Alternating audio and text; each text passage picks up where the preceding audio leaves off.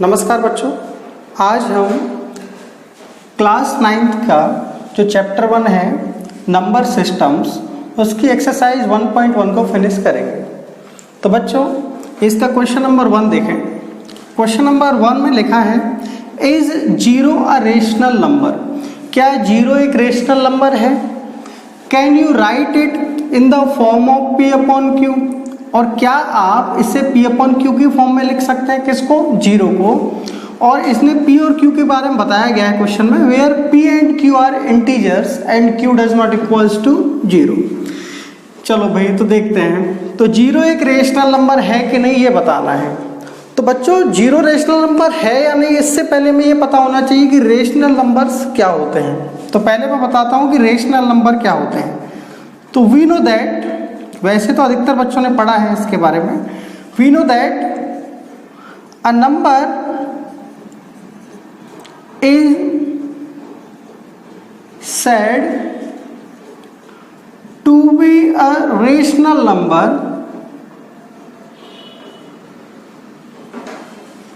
a number is said to be a rational number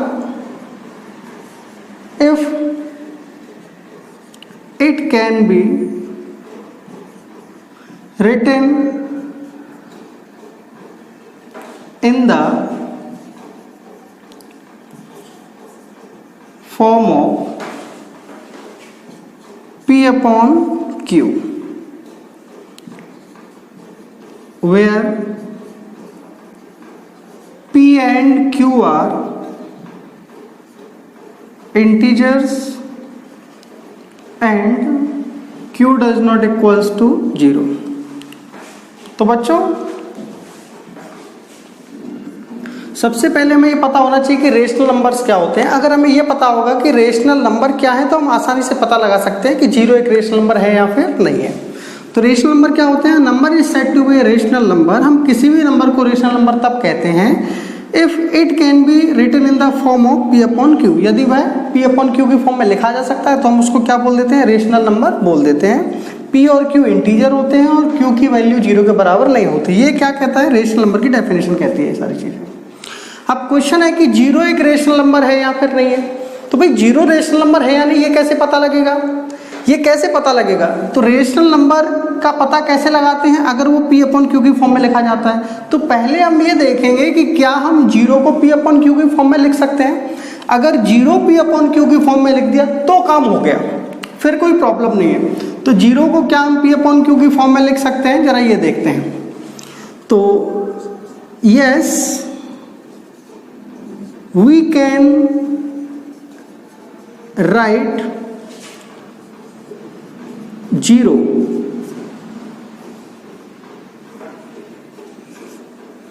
in the form of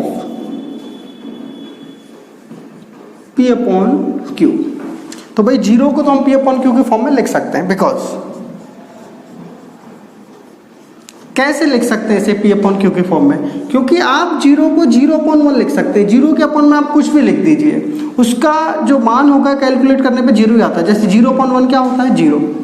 आप 0 upon 2 भी बोल सकते हैं, 0 अपॉन 3 भी बोल सकते हैं, 0 अपॉन -2 भी बोल सकते हैं, 0 अपॉन -7 भी बोल सकते हैं, dot dot dot so on. मतलब 0 के अपॉन में आप कुछ भी रखिए 0 ही आता है ना। तो इसलिए हम इसे P अपॉन Q की फॉर्म में लिख सकते हैं, क्योंकि 0 के अपॉन में आप कुछ भी लिख दो, 1 2 3 4 हमेशा क्या आता है? आपका 0 आता है ना। और अगर यहाँ पर आप ध्यान से देखोगे, एक चीज़ मैं आपको बता दूँ, या फिर अकॉर्डिंग टू क्वेश्चन अगर मैं बात करूँ तो P अपॉन Q में अगर आप देखो तो P क्या होगा? P हर जगह 0 है। क्या है P हर जगह? 0। इसमें किसी को प्रॉब्लम नहीं होना चाहिए भाई। P तो हर जगह क्या है? 0 है। तो P की वैल्यू मुझे पता चल गई, P हर जगह 0 है। अगर मैं क्वेश्चन करूं आपसे कि Q क्या होगा, तो Q में आप देख रहे हो कि 1 2 3 4 नंबर दिख रहे हैं। प्लस वाला भी आ सकता है, माइनस वाला भी आ सकता है।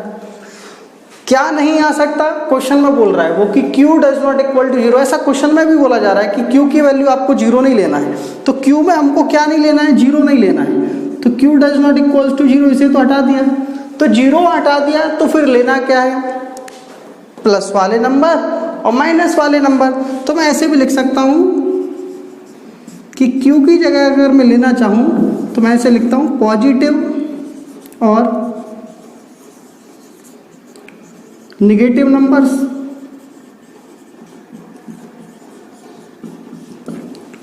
मतलब मैं Q की वैल्यू को पॉजिटिव और निगेटिव नंबर ले सकता हूँ बट जीरो नहीं ले सकता, not included zero.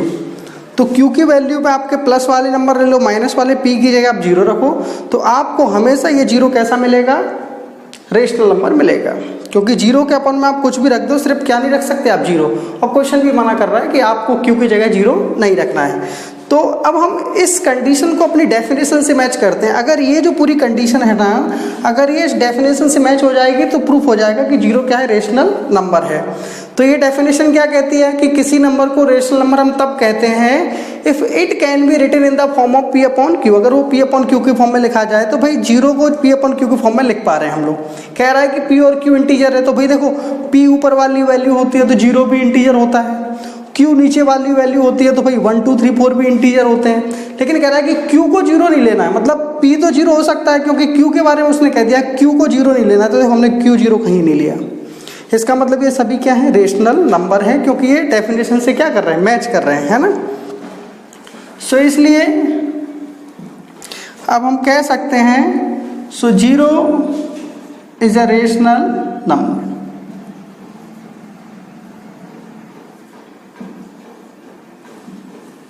Because we can write it in the form of P upon Q, क्योंकि इसे मैं लिख सकता हूँ किस फॉर्म में, P upon Q की फॉर्म में। तो इसलिए जीरो क्या है, आपका रेशनल नंबर है। इसमें किसी बच्चे को प्रॉब्लम नहीं आना चाहिए। नेक्स्ट देखते हैं इसके बाद क्वेश्चन नंबर 2।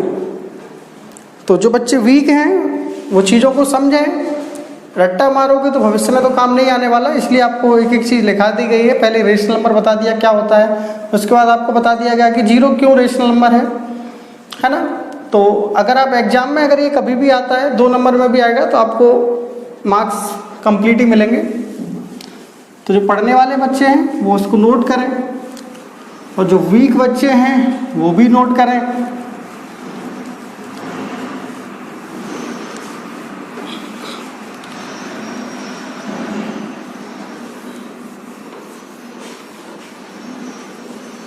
अब इसका हम देखने वाले हैं क्वेश्चन नंबर 2।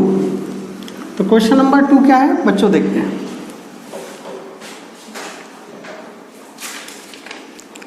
तो बच्चों क्वेश्चन नंबर 2 में लिखा है find 6 rational numbers between 3 and 4। इसमें लिखा है फाइंड 6 रेशनल नंबर्स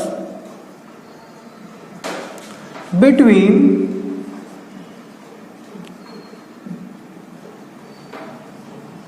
3 and 4।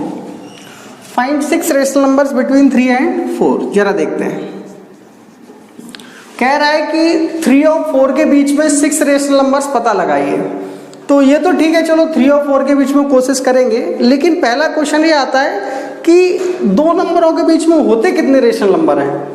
हम 6 तो देखेंगे, लेकिन 2 नंबरों के बीच में कितने रेशनल नंबर होते हैं। तो ऐसा हम पढ़ चुके हैं कि 2 नंबरों के बीच में कितने रेशनल नंबर होते हैं, इनफाइनाइट रेशनल नंबर्स होते हैं।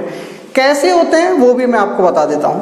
अच्छा चलिए 2 नंबर ले लेते हैं। मैंने एक नंबर ले लिया 1 और एक नंबर ले लिया क्या 2। 1 और 2 के बीच में मुझे देखना है कितने रेशनल नंबर होते हैं। तो मैं अच्छा 1 के बाद 1.1 तो आएगा भाई, 1.1 1 और 2 के बीच में है ना। और इसे आप रेशनल बदल सकते हो, क्योंकि 1.1 को आप 11 अपॉन क्या लिख सकते हो 10। अच्छा 1.1 1 के बाद आएगा। अच्छा 1.11 लिखूँ तो कोई दिक्कत है क्या भाई, 1.11 भी 1 के बाद और 2 से कैसा है, छोटा है। अब इसको भी चेंज करोगे तो 1 1 1 अपॉन 100। मैं इसके बाद 1.111 भी बोल सकता हूँ, और यही कंटिन्यू खत्म नहीं हो रहा। मतलब ये एक सिस्टम ही खत्म नहीं हो रहा। पहले 3 डेसिमल के बाद 3 बार 3 टाइम्स बनाया, 1.111 4 टाइम्स आ गया, 5 टाइम्स, यही चलता जाएगा। दूसरा आप ऐसे भी लिख सकते हो 1.01 भाई, ये भी 1 के बाद है, फिर 1.001, फिर 1.002, कुछ भी लिख दो आप, और इनके बाद इसको रेशनल में बदल दो। तो इसका मतलब ये हुआ कि 2 नंबरों के बीच में बच्चों कितने सारे रेशनल नंबर होते हैं, इनफाइनाइट रेशनल नंबर होते हैं। बट यहाँ पर इनफाइनाइट नहीं पूछा उसने हमसे कहा है फाइंड 6 रेशनल नंबर्स, तो हमें एग्जैक्ट 6 रेशनल नंबर्स बताना है।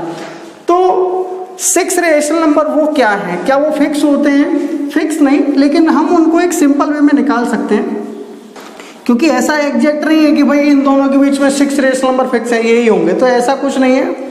बट हम फिर भी एक सिंपल वे से इसको करने वाले हैं। तो पहले हम लिख देते हैं कि दो नंबरों के बीच में कितने रेशनल नंबर्स होते हैं। तो we know that there are infinite rational numbers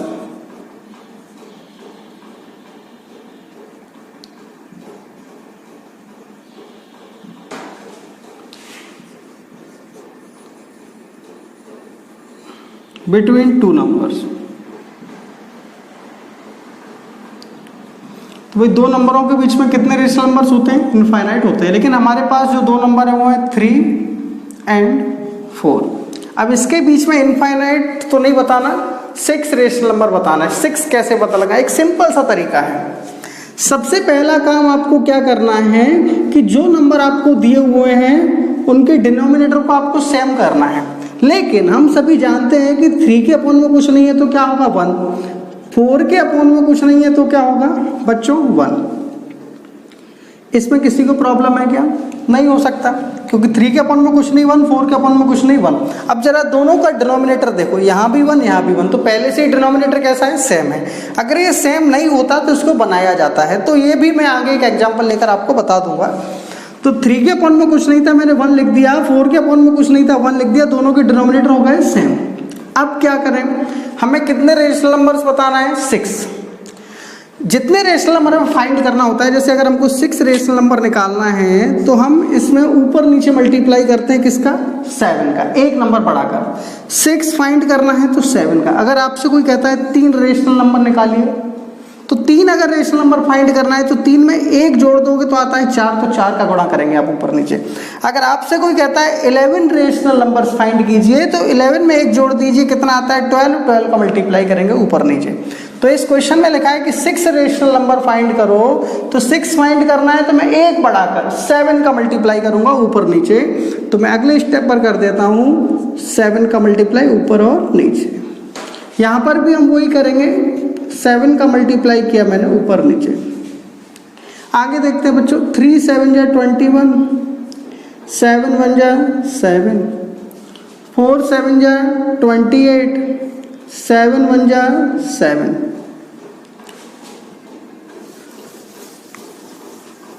अब जरा बच्चों ध्यान से देखना, 21/7 लिखा है ये।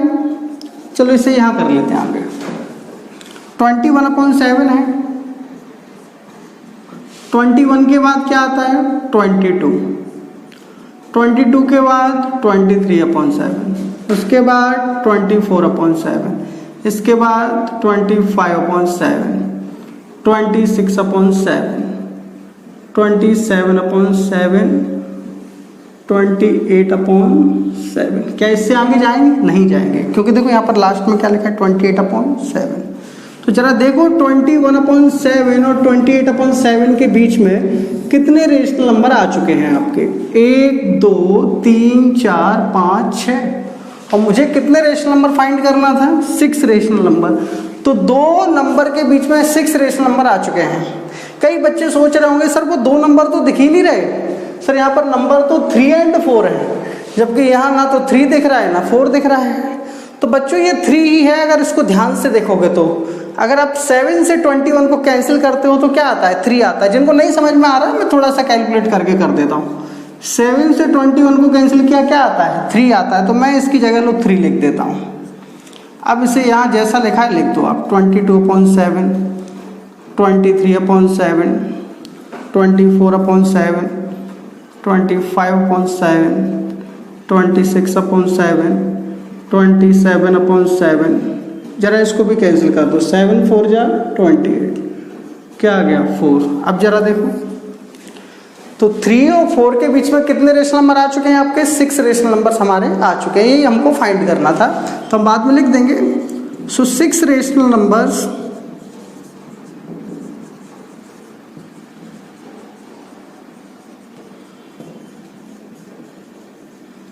बिटवीन 3 and 4 इक्वल्स टू क्या है, उन्हें लिख देते हैं लाइन से। 22/7, 23/7, 24/7, 25/7, 26/7, 27/7। इसमें किसी भी बच्चे को प्रॉब्लम नहीं होना चाहिए। तो जो भी बच्चे 8th क्लास से 9th क्लास में आ रहे हैं, उन्हें अगर ये वीडियो अच्छी तरह समझ में आ रहा हो तो कमेंट करके जरूर बताएं सर समझ आ रहा है। अगर अभी भी कोई प्रॉब्लम हो तो उस प्रॉब्लम का मैं सॉर्ट आउट नेक्स्ट वीडियो में कर दूंगा। और जो बच्चे नए जुड़े हुए हैं, जैसे 8th से 9th में आ ही रहे हैं, तो कौन कौन बच्चे इस वीडियो को देख रहे हैं एक बार कमेंट करके जरूर बताना। तो बच्चों इसमें प्रॉब्लम नहीं होना चाहिए। मैं एक बार और समझाता हूँ, उसके बाद क्वेश्चन नंबर 3 स्टार्ट करेंगे। तो इस क्वेश्चन में लिखा था कि 6 रेशनल नंबर्स फाइंड कीजिए। तो हमें क्या करना है, अगर कोई भी दो नंबरों के बीच में आपको 6 रेशनल नंबर निकालना है तो आप उन दोनों नंबरों को लिखो, उनके डिनोमिनेटर सेम करो। पहले से ही सेम है, डिनोमिनेटर सेम है, तो जितने रेशनल नंबर फाइंड करना है एक बढ़ाकर उसका मल्टीप्लाई कर दीजिए ऊपर नीचे। 6 फाइंड करना था, 6 में 1 बढ़ाया, 7 का मैंने ऊपर नीचे मल्टीप्लाई किया। यहाँ भी करते हैं, यहाँ भी करते हैं। 3 7 जा 21, 7 1 जा 7, 4 7 जा 28, 7 1 जा 7। इसके बाद हम कंटिन्यू लिखते गए इनको जब तक 28/7 नहीं आएगा, इसको आगे बढ़ाते आते हैं। तो 21/7 के बाद अगला क्या है, 22/7, इसके बाद 23/7, उसके बाद 24/7, 25/7, 26/7, 27/7 और 28/7 आ गया, रुक गए क्योंकि ये लास्ट है। तो हमें देखना है कि इन दोनों के बीच में 6 है कि नहीं। तो 1 2 3 4 5 6 मिल चुके थे। अब कई बच्चों का जो डाउट था 3 4 दिख रहा है कि नहीं दिख रहा है, इसलिए मैंने कैंसिल करके भी लिख दिया। जब मैंने कैंसिल करके लिखा तो मुझे यहाँ 3 भी दिख गया, यहाँ कैंसिल किया तो 4 भी दिख गया। तो 3 और 4 के बीच में जो 6 रेशनल नंबर्स थे वो हमारे आ चुके हैं। इस तरीके से आप इसको एग्जाम्स में करें। नेक्स्ट देखते हैं इसका क्वेश्चन नंबर 3।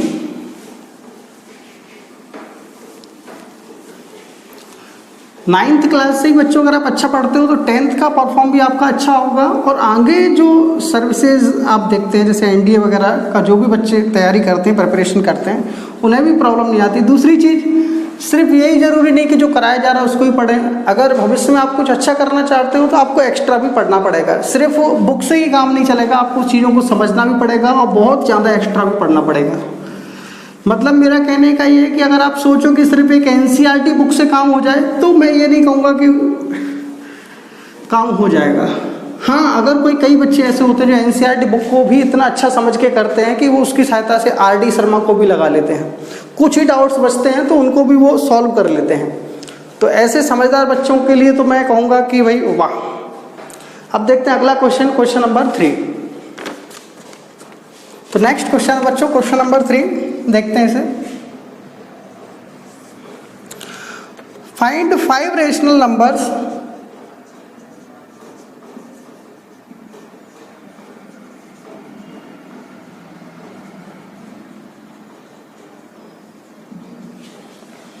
Between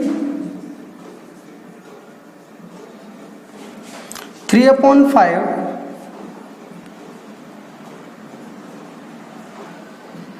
and 4/5। तो आपका जो क्वेश्चन नंबर 3 है बच्चों वो है कि आप 5 रेशनल नंबर फाइंड कीजिए 3/5 और 4/5 के बीच में। तो ये भी एक सिंपल क्वेश्चन है बच्चों, ये रिवीजन के लिए है। तो फिर से आ गए 2 रेशनल नंबर, उनके बीच में हमें कितने रेशनल नंबर फाइंड करना है, 5। इससे पहले तो नंबर थे, ध्यान से देखना बच्चों। अभी इससे पहले जो क्वेश्चन किया था उसमें 2 नंबर थे 3 और 4, उनके बीच में उनके बीच में हमको 6 रेशनल नंबर निकालना था। तो हमें पता था कि 2 नंबरों के बीच में कितने रेशनल नंबर होते हैं, इनफाइनाइट रेशनल नंबर होते हैं। लेकिन इस बार 2 रेशनल नंबर ही दे रहा है वो, और कह रहा है कि 2 रेशनल नंबर के बीच में 5 रेशनल नंबर पता लगाओ। तो पहले क्वेश्चन यही आएगा कि भाई 2 रेशनल नंबर के बीच में कितने रेशनल नंबर होते हैं। तो 2 रेशनल नंबर के बीच में कितने रेशनल नंबर होते हैं, इनफाइनाइट। इनके बीच में भी कितने रेशनल नंबर होंगे, इनफाइनाइट। क्यों होंगे पहले वो समझिए, उसके बाद हम क्वेश्चन करते हैं। मान लीजिए मैं आपको 1/2 बोल दिया और एक फ्रैक्शन मैंने बोल दिया 1/5, इसे ले लो, या फिर आप इसी को ले लो जो क्वेश्चन में दिया हुआ है। 3/5 ले लिया मैंने, 4/5 ले लिया। पहले आप इसको डेसिमल में चेंज करो क्योंकि उससे समझना थोड़ा सिंपल होता है। तो 3 में डिवाइड नहीं आ रहा, डेसिमल लगा, 0 हो गया 30, 5 6 जा 30, 0.6 आ गया। यहाँ पर भी डेसिमल लगाया तो 0 लगा, 5 8 जा 40। तो ये 0.6 है, ये पॉइंट क्या है 8। अच्छा 0.6 के बाद क्या आता है, मैं इसको 0.6 के बाद 0.61 आ जाएगा, है ना, क्योंकि 0.6 से आगे आएगा 0.61, क्योंकि 0.6 का मतलब क्या होता है 0.60, है ना, तो 0.6 के आगे क्या आएगा 0.61, तो 0.61 है वो 0.61 है, वो 0.6 से ज़्यादा है, 0.8 से बच्चों कैसा है, कम है, 0.611 इस तरह से चलता जाएगा, यही इनफाइनाइट तक पहुंच गया।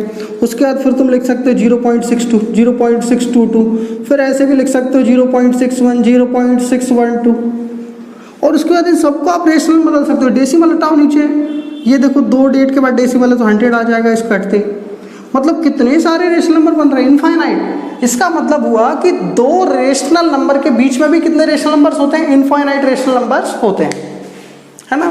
तो ये छोटी छोटी चीज़ें हैं, आपको पता होना चाहिए, और मैंने बता भी दिया, क्योंकि रटने की ज़रूरत नहीं, चीज़ों को समझने की ज़रूरत है, आप भी पता लगा सकते हैं इसी तरीके से बच्चों। तो यहाँ पर 2 रेशनल नंबर थे, क्वेश्चन था 5 रेशनल नंबर पता लगाओ, तो पहले मैं जो जानता हूँ इनके बारे में वो लिख देता हूँ। तो we know that there are infinite rational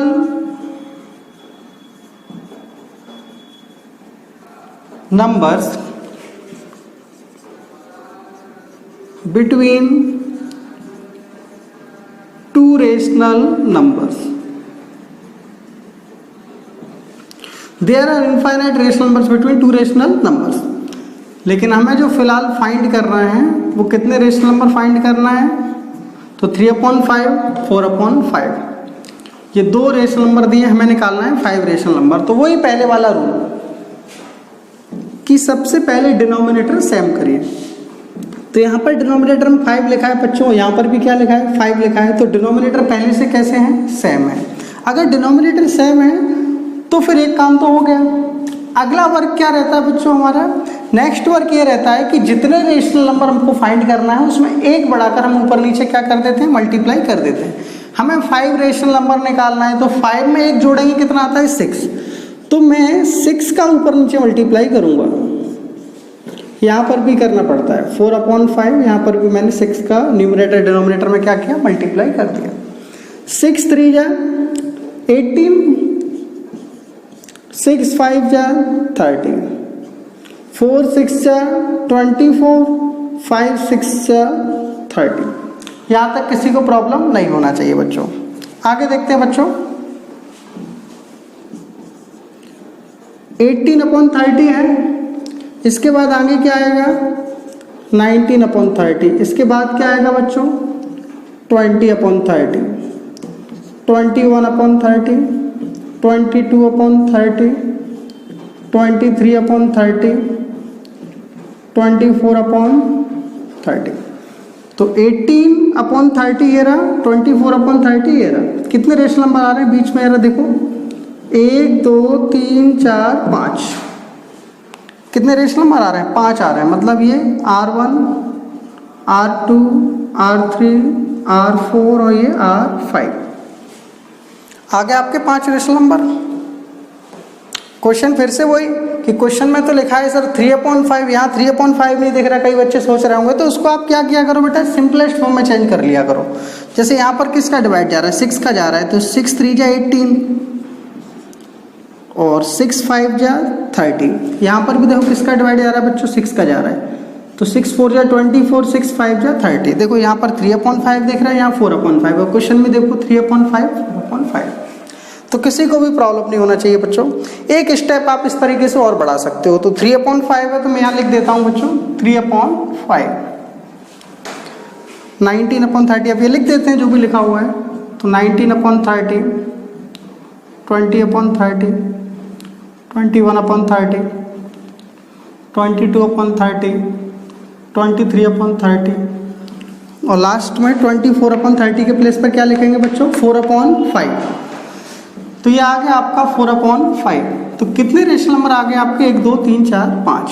तो 3/5 4/5 के बीच में आपके 5 रेशनल नंबर्स आ चुके हैं। तो इसलिए 5 rational numbers between 3/5 and 4/5 equals to, जो भी है उन्हें लिख देते हैं, 19/30, 20/30, 21/30, 22/30, 23/30। तो ये बच्चों आपका हो चुका है क्वेश्चन नंबर 3 कंप्लीट। इसमें किसी को प्रॉब्लम नहीं होना चाहिए। इसके बाद हम करेंगे बच्चों एक लास्ट क्वेश्चन इस एक्सरसाइज का, क्वेश्चन नंबर 4। बहुत ही सिंपल क्वेश्चन है। उसमें जो क्वेश्चन नंबर 4 है आपका, उसमें बेसिक का थोड़ा सा यूज होगा, थोड़ी सी चीज़ों की आपको जानकारी होना चाहिए नंबर्स के बारे में, तो आप उस क्वेश्चन को आसानी से कर सकते हैं। तो जिन बच्चों को नंबर्स के बारे में पता होगा वो उस क्वेश्चन को आसानी से कर पाएंगे, है ना। और नंबर्स के बारे में मैंने पहली वीडियो अपलोड कर दिया था,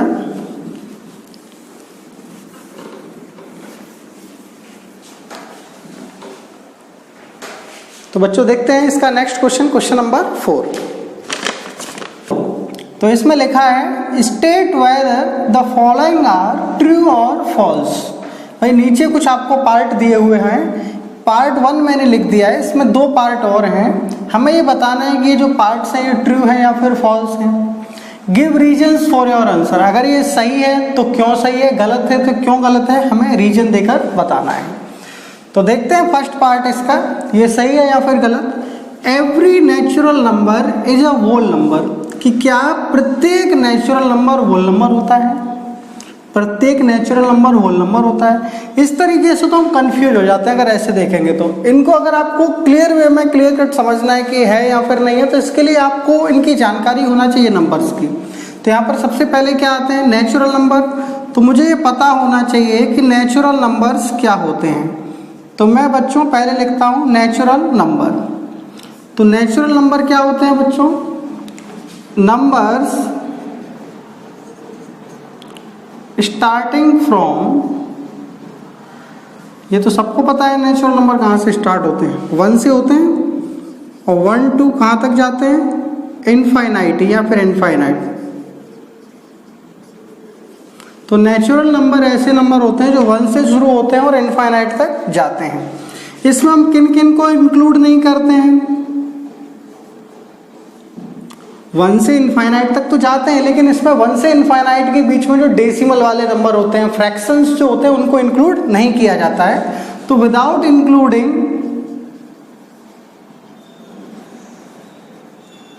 डेसिमल्स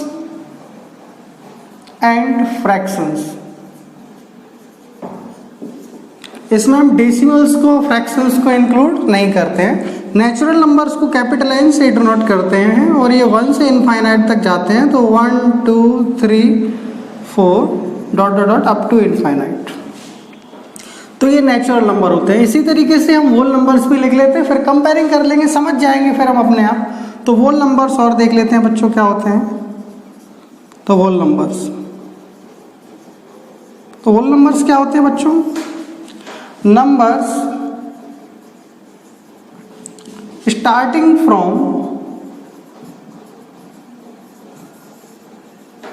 अब भाई बच्चों होल नंबर्स कहाँ से शुरू होते हैं, 0 से।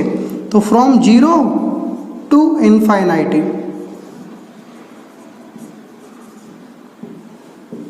तो होल नंबर 0 से शुरू होंगे, इनफाइनाइट तक जाएंगे। इसमें भी हम इंक्लूड नहीं करते किनको, डेसिमल और फ्रैक्शंस को। तो विदाउट इंक्लूडिंग डेसिमल्स और fractions,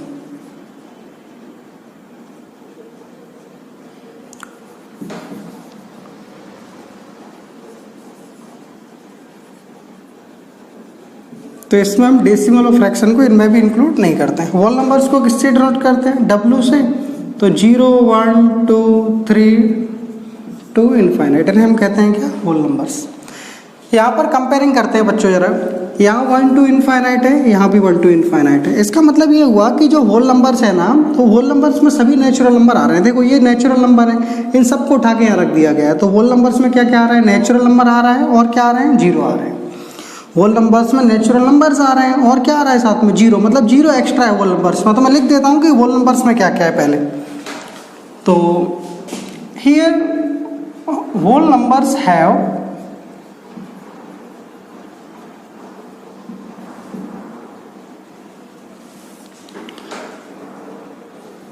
all the elements of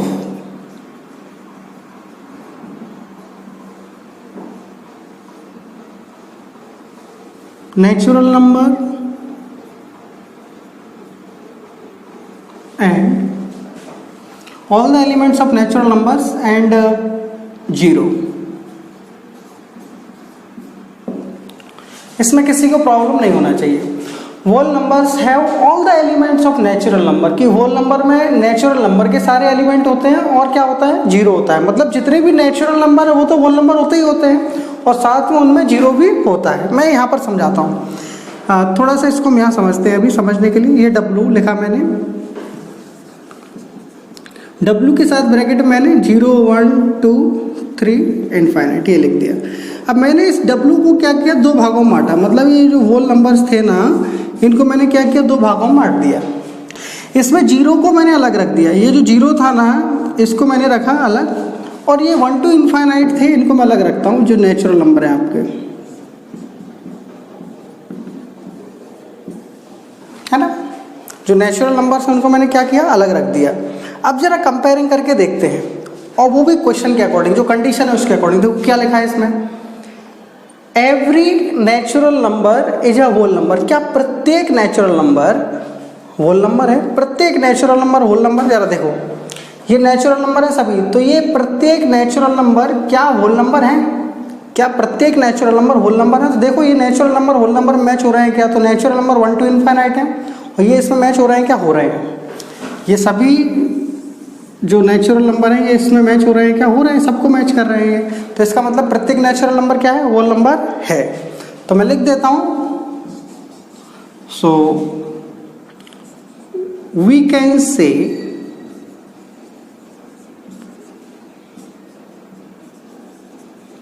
every natural number is अ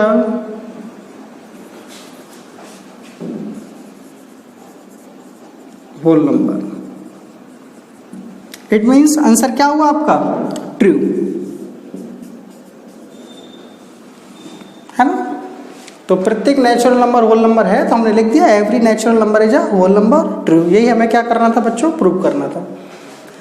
वैसे तो समझ आ ही गया होगा आपको, मैं फिर भी एक बार बता देता हूँ और उसके बाद सेकेंड पार्ट इसका करेंगे। तो every natural number is a whole number, क्या प्रत्येक नेचुरल नंबर होल नंबर है? तो इसके लिए हमें पता होना चाहिए नेचुरल नंबर क्या होते हैं, हमें पता होना चाहिए होल नंबर क्या होते हैं। जब नेचुरल और होल नंबर हमने लिखे तो हमने सबसे पहले ये देखा कि कौन से नंबर ज़्यादा है, तो हमें होल नंबर ज़्यादा लगे। होल नंबर में क्या एक्स्ट्रा था? होल नंबर में सभी नेचुरल नंबर थे और जीरो था, तो मैंने लिख दिया whole numbers have all the elements of natural numbers and zero. तो मैंने होल नंबर लिखे, जीरो अलग से लिखा, नेचुरल नंबर अलग से लिखा। क्वेश्चन था कि क्या सारे नेचुरल नंबर होल नंबर हैं, तो मैंने देखा सारे नेचुरल नंबर होल नंबर्स में रखे हुए थे, तो हमने लिख दिया every natural number is a whole number. तो आपका जो आंसर है वो क्या है? ट्रू। इसमें किसी को भी प्रॉब्लम नहीं होना चाहिए। अब हम देखेंगे इसका सेकेंड पार्ट। तो सेकेंड पार्ट क्या है, एक बार इसको देख लेते हैं। सेकेंड पार्ट लिखा है बच्चों, every integer is a whole number. Every integer is a whole number. तो होल नंबर तो हमें इसमें भी मिला था, इसमें अलग से क्या आ गया? इंटीजर आ गया। तो होल नंबर इरेज नहीं करेंगे हम लोग, यहाँ पर इंटीजर के लिए अलग से लिख देंगे।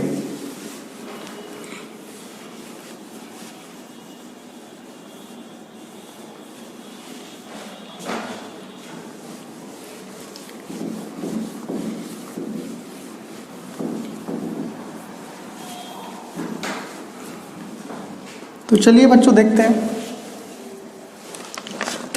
एवरी इंटीजर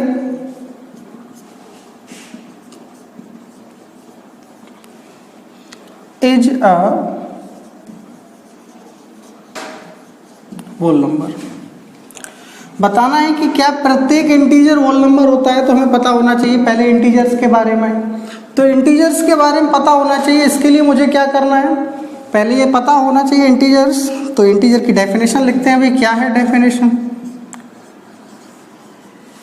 डेफिनेशन कुछ नहीं, हमें नॉर्मल वे में अगर इंटीजर के बारे में पता है तो उसी को बनाकर लिख सकते हैं। तो इंटीजर्स क्या होते हैं, ये एक तरह से नंबरों का सेट है ना। तो it is a set of numbers. तो set of positive comma negative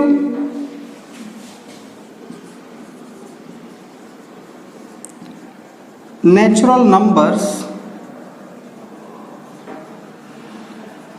and zero.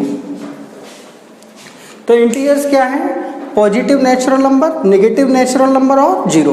मैंने नेचुरल नंबर इसलिए लिख दिया क्योंकि अब उसमें फिर इंक्लूडिंग का झंझट खत्म हो गया, क्योंकि नेचुरल नंबर वही होते हैं जो 1 2 3 4 है, उसमें डेसिमल कुछ होता नहीं है ना, उसमें फ्रैक्शंस कुछ होता नहीं।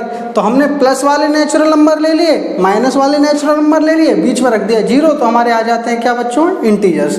तो set of positive and negative natural numbers और साथ में क्या होता है, जीरो, तो उन्हें हम कहते हैं क्या, इंटीजर्स। तो जेड से डिनोट करते हैं, तो जेड इक्वल टू तो माइनस इनफाइनाइट, -2 -1, ये 0 1 2 2 प्लस इनफाइनाइट। तो ये हमारे सभी क्या हो गए बच्चों, इंटीजर्स हो गए। तो इंटीजर्स में देखो माइनस के भी नंबर होते हैं, प्लस के भी नंबर होते हैं, जीरो भी होता है। तो इंटीजर्स के बारे में बता दिया। अब होल नंबर देखो, तो होल नंबर्स क्या होते हैं देख लो जरा। Numbers starting from 0 to infinite भी बताया था, 0 से शुरू होते हैं इनफाइनाइट तक जाते हैं, मैंने लिख भी दिया। फ्रैक्शंस वाले इसमें होते नहीं, डेसिमल होते नहीं। अब जो क्वेश्चन है उसको समझने का प्रयास करते हैं। मुझे लगता है क्वेश्चन से पहले हम इन दोनों में कंपेयरिंग कर लेते हैं। तो इंटीजर ज़्यादा है या फिर होल नंबर्स। इंटीजर्स में माइनस वाले भी दिख रहे हैं हमको, देखो ध्यान से, इंटीजर माइनस वाले, इसमें माइनस वाले नहीं है। तो इंटीजर्स में क्या क्या है जरा देखो ध्यान से। यहाँ पर आपके जो नंबर हैं वो 0 से कहाँ तक हैं, इनफाइनाइट तक हैं, और इसमें भी नंबर आपको दिख रहे हैं 0 से इनफाइनाइट तक। तो जरा ध्यान से देखो, इंटीजर्स में क्या आते हैं, होल नंबर्स आते हैं, और साथ में क्या आ रहा है, माइनस वाले नंबर भी आ रहे हैं। तो मैं यहाँ पर लिख देता हूँ, here integers have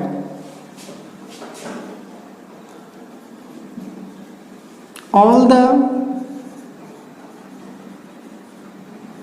elements of whole numbers and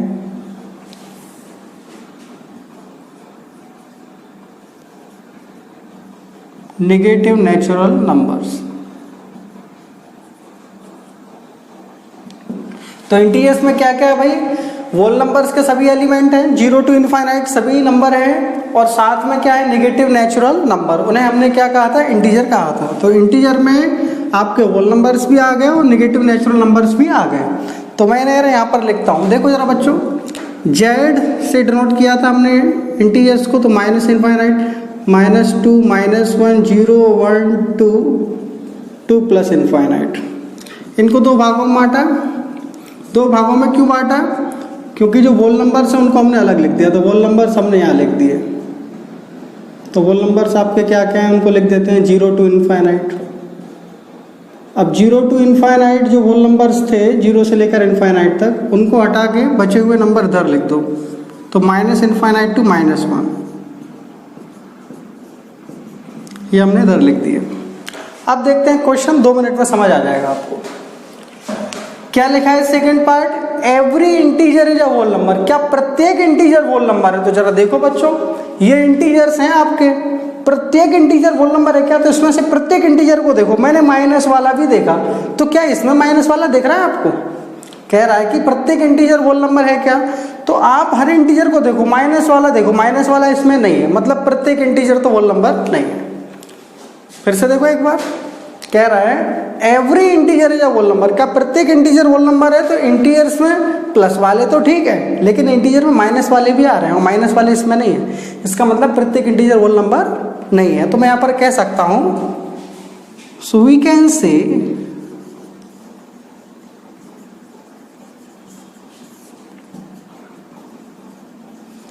every integer is not a whole number। ये दिख रहा है कि नहीं?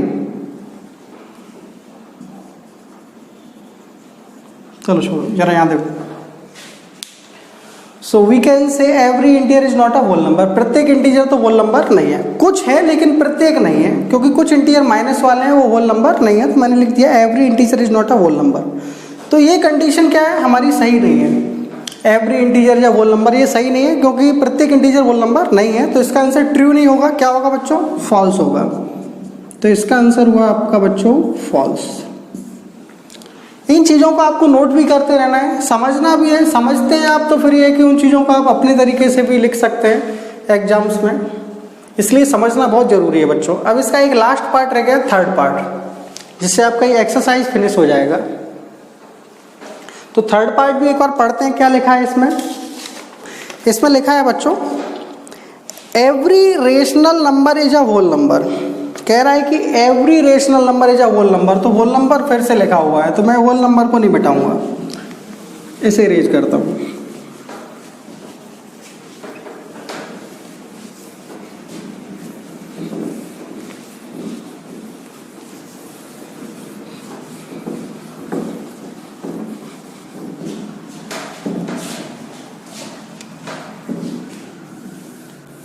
Every rational number is a whole number. हमें प्रूव करना है कि क्या प्रत्येक रेशनल नंबर होल नंबर है।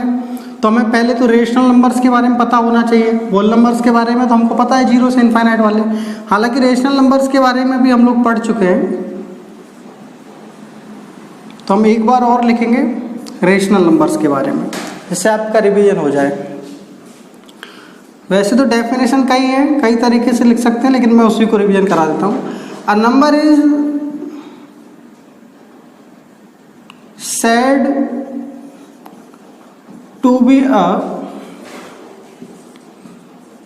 rational number if it can be written in the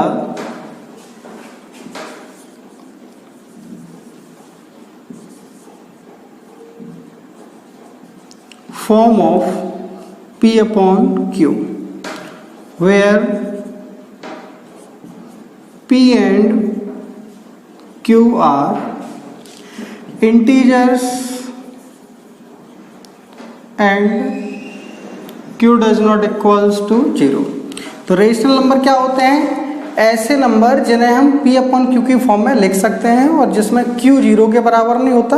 P और Q क्या होते हैं? इंटीजर होते हैं। हमने इनको लिख चुके हैं इस डेफिनेशन को पहले भी। कई बच्चे सोच रहे होंगे सर इसमें तो ट्रू फॉल्स बताना है, नॉर्मल रीजन दे तो काम खत्म।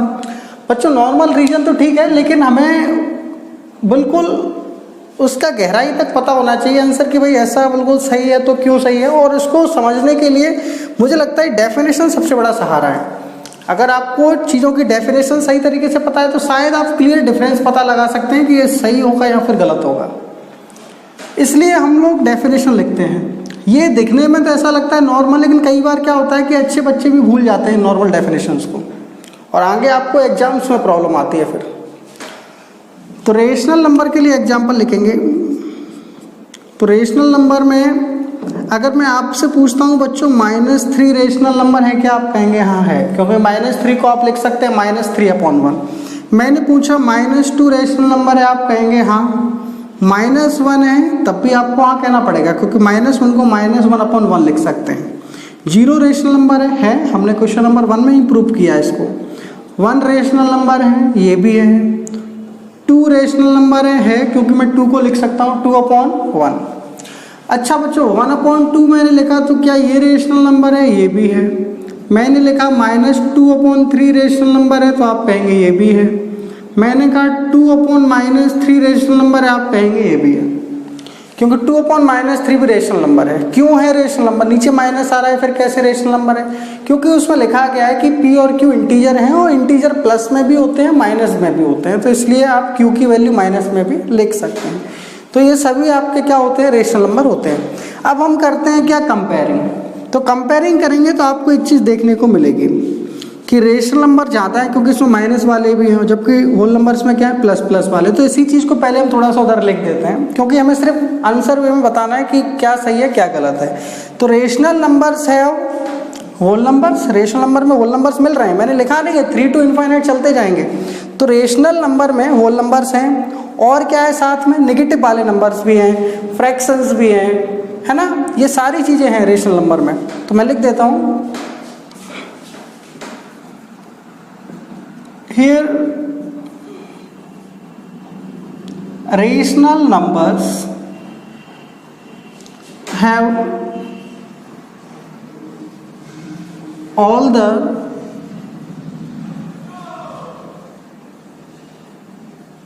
elements of whole numbers and negative numbers. तो भाई रेशनल नंबर में क्या क्या है जरा ध्यान से देखो। तो रेशनल नंबर में सभी होल नंबर हैं और साथ में नेगेटिव वाले नंबर भी हैं। फ्रैक्शंस वगैरह को लिखने की जरूरत नहीं है, तो एक्स्ट्रा है, बट हम तो ये जब हमको नेगेटिव नंबर ही अलग से देख रहे हैं तो हमने लिख दिया कि रेशनल नंबर में क्या है होल नंबर्स हैं एंड नेगेटिव नंबर्स भी हैं। तो अब आगे क्या करें, तब आगे देखते हैं क्वेश्चन को। क्वेश्चन से पहले यहाँ पर ग्राफ के माध्यम से ही समझ लेते हैं पहले की तरह। तो रेशनल नंबर में हमने लिखा था कि -2, -1, 0, 1, 2 कोई भी फ्रैक्शन हो ये सभी आ जाते हैं। अब इनको दो भागों में बांटा गया, उसमें से एक तो हमने होल नंबर्स वाला भाग कर दिया अलग, जिसमें सिर्फ 0, 1, 2, 3 इनफाइनाइट तक आते हैं, और एक जो पार्ट होगा उसमें माइनस इनफाइनाइट, -2, -1, है ना, उसके बाद 1/2, -1/2 ये सब आ जाएंगे। तो रेशनल नंबर को हमने दो भागों में बांट दिया, होल नंबर अलग कर दिए, बचे हुए नंबर हमने क्या किया अलग कर दिए। तो इनको देखकर अब हम आसानी से फैक्ट पर पहुंच सकते हैं। तो क्या है क्वेश्चन जरा देखें बच्चों। Every rational number is a whole number, क्या प्रत्येक रेशनल नंबर होल नंबर है? तो जरा देखो बच्चों, ये रहे सभी रेशनल नंबर। कह रहा है कि क्या प्रत्येक रेशनल नंबर होल नंबर है? तो देखो जरा प्रत्येक रेशनल नंबर को, रेशनल नंबर माइनस का भी आ रहा है, क्या होल नंबर में है? नहीं है।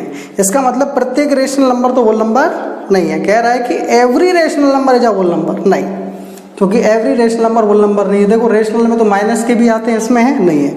रेशनल में फ्रैक्शन भी आते हैं, इसमें है नहीं है। तो मैं कह सकता हूं कि प्रत्येक रेशनल नंबर तो होल नंबर नहीं है। तो वी कैन से